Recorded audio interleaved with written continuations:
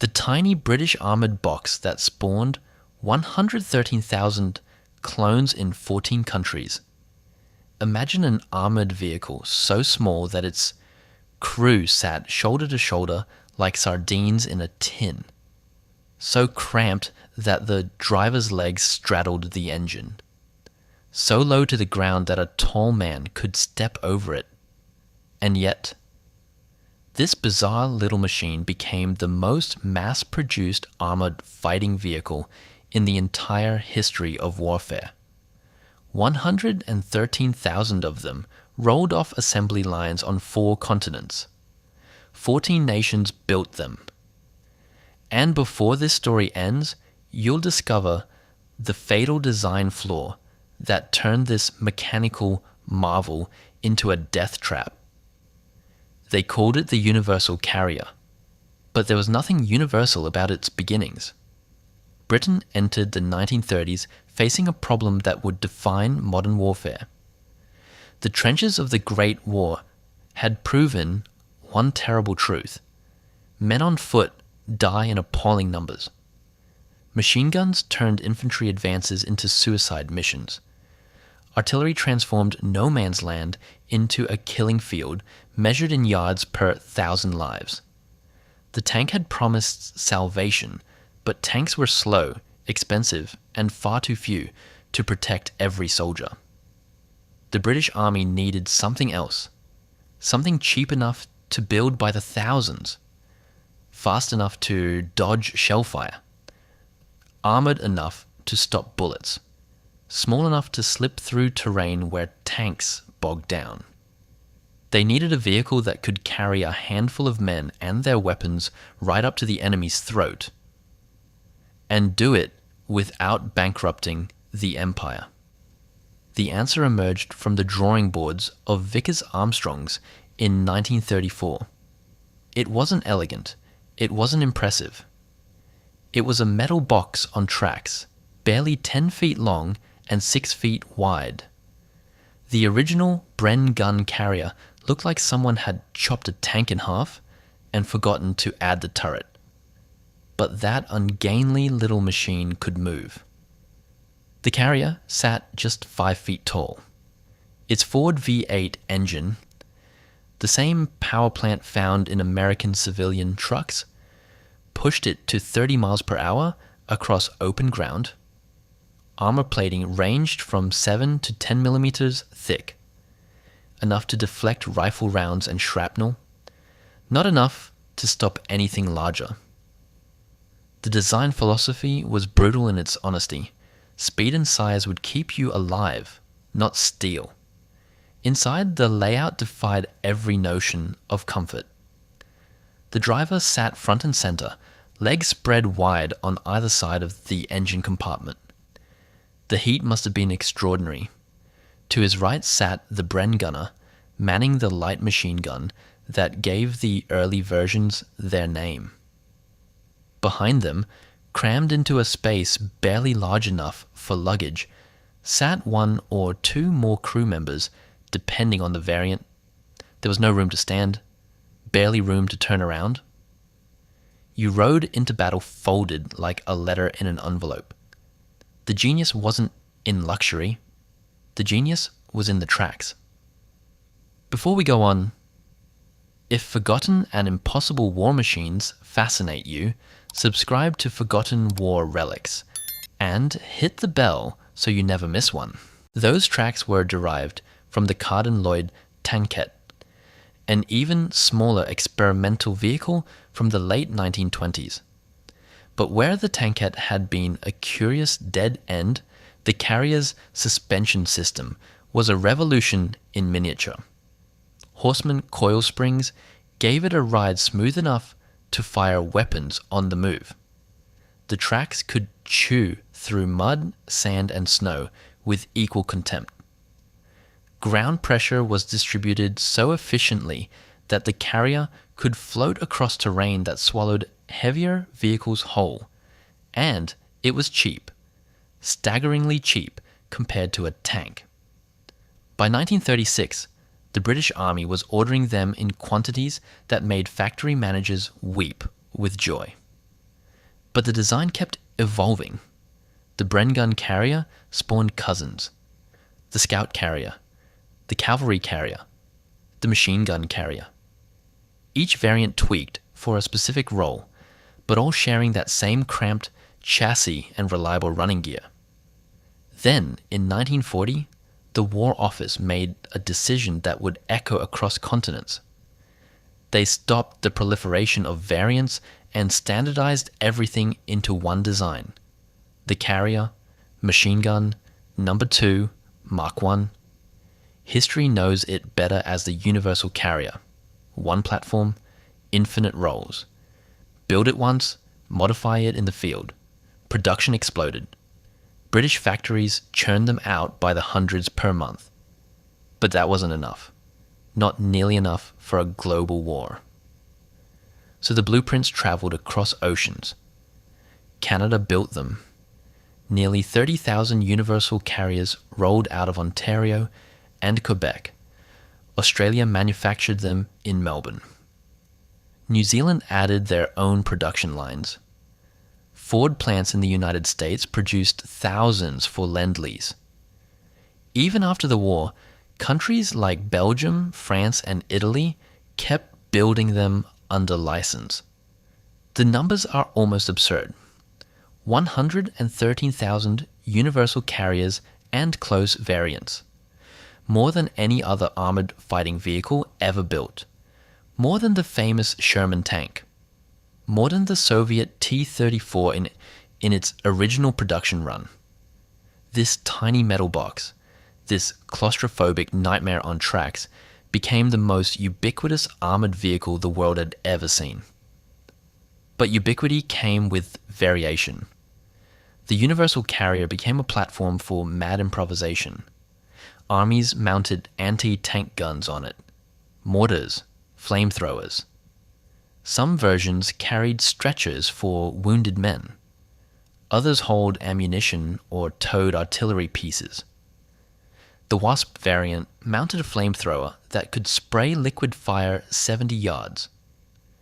The Armored Observation Post version carried officers who directed artillery by radio while bouncing across battlefields at 30 miles per hour. 14 different nations operated them. Britain and her Commonwealth, obviously, but also Poland, France. The Soviet Union received hundreds through Lend-Lease. After the war, the list grew stranger. Egypt, Israel, Lebanon, Indonesia. The Universal Carrier fought in deserts and jungles, on frozen tundra and Mediterranean islands. And everywhere it went, men climbed into that cramped metal box knowing one simple truth. They were riding into battle in a vehicle that sacrificed protection for speed, armor for numbers, comfort for cost. The question was whether that bargain would save them or kill them. The answer came fastest in France. May 1940. The British Expeditionary Force is collapsing under the German blitzkrieg. Universal Carriers race ahead of retreating columns, their Ford V8 engines screaming. They're reconnaissance vehicles now, probing German positions, buying time with their speed. At Arras, carrier crews spot panzer columns and radio coordinates back to British tanks. Some mount Bren guns and harass German infantry from hedgerows before vanishing into the French countryside. But speed cannot compensate for what the carrier fundamentally lacks. German anti-tank guns destroy dozens. A single 2-centimeter cannon can punch through the carrier's armor at 400 yards. The 7mm plates that seemed adequate in peacetime are tissue paper against modern weapons. Crews learn to drive evasively, to never stop moving, to use terrain as their real armor. At Dunkirk, carriers form the rearguard.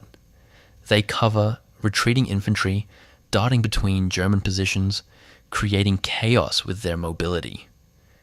Dozens are abandoned on the beaches, but they've done their job. They've bought hours that saved thousands of lives. North Africa transforms the carrier's reputation. The desert is where this machine finally makes sense. Open terrain rewards speed. The carrier's low profile becomes an asset in a landscape without cover. British and Commonwealth forces use them as cavalry, racing across sand to outflank Italian positions. At Betaform in 1941, carriers help cut off an entire Italian army. They move faster than tanks, carry enough firepower to suppress infantry, and consume less fuel than any alternative. The Afrika Korps learns to respect them. German reports describe carriers as particularly dangerous in reconnaissance and raiding operations. Rommel's forces captured dozens and pressed them into service. The Germans appreciate what the British designed, a machine that accepts vulnerability as the price of being everywhere at once. Casualty statistics tell the brutal story. In a single month during the Western Desert Campaign, one British armoured division loses 43 carriers to enemy action. But they keep coming. Production lines in Britain, Canada, Australia, and New Zealand replace losses faster than combat can eliminate them. For every carrier destroyed, 2 more arrive. The Pacific Theater reveals new horrors. Jungle warfare turns the open-topped carrier into a death trap. Japanese soldiers hide in dense vegetation and drop grenades into passing vehicles.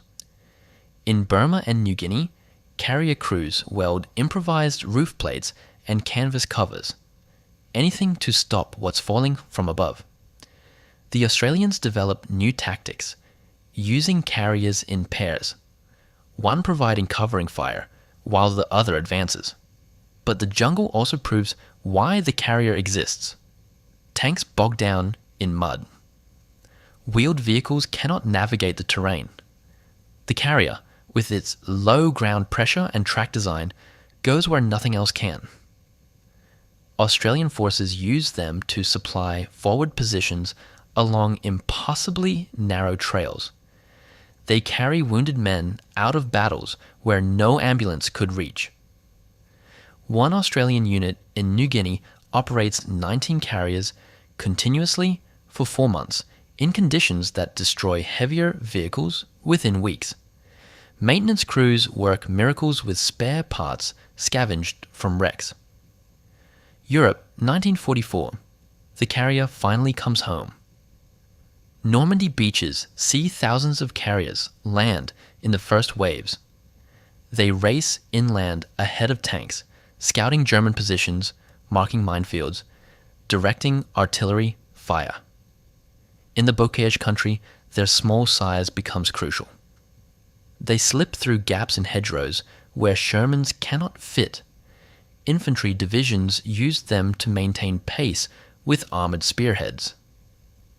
The statistics are staggering.